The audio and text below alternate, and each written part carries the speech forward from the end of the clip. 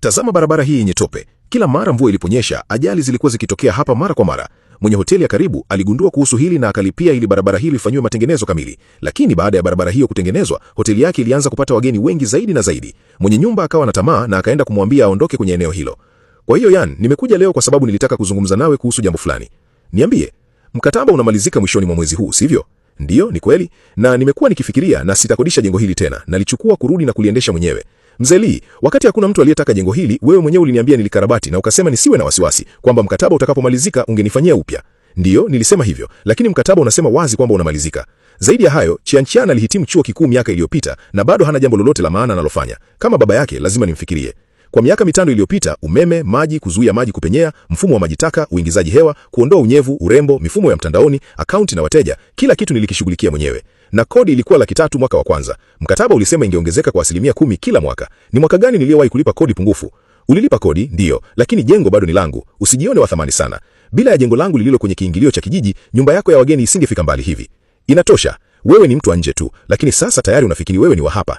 Nisikilize binti, rudi kwenu ukaolewe na mwanaume mwenye heshima. Hakuna mtu anayetaka mwanamke anayeleta matatizo mengi hivi. Sawa, nimeelewa. Furaha yangu ni kwamba umeelewa. Acha tumalize mambo kwa amani bila kuleta fujo. Mpenzi, twende. Yan, unakubali tu jambo hili? Hili ni uwizi wa waziwazi. Nikubali. Miaka 5 iliyopita jengo hili lilikuwa eneo zuri, lakini ardhi ilikuwa chini, na kwa sababu lilikuwa kando kabisa ya bahari, lilikuwa na unyevu mwingi sana. Mfumo wa kawaida wa maji taka ulikuwa ukaziba wakati wa msimu wa wageni wengi. Kubadilisha mabomba hakukusaidia kitu kabisa. Tatizo halisi lilikuwa mfumo wa maji taka na uingizaji hewa wa jengo. Nilikaza mkanda na kukodi timu ya wataalamu wa kigeni. Wakaweka mfumo wa nje wa maji taka wa kuagiza kutoka nje, uingizaji hewa na mfumo wa kuondoa unyevu. Ni hako ndipo hatimaye nilipoondoa tatizo la maji kurudi nyuma, harufu mbaya na unyevu. Zaidi ya hayo, mimi mwenyewe nilichagua makabati ya nguo, mashuta ya kitanda, manufaa na taa. Wao wanaona tu kwamba chumba kimoja kinagharimu $8,888 kwa usiku mmoja. Hawaoni jinsi nilivyofanikiwa kuwafanya wateja waendelee kurudi kwa miaka 5 iliyopita. Wanataka jengo lao lirudi, sawa, lakini nachukua vitu vyangu vya muhimu zaidi pamoja nami.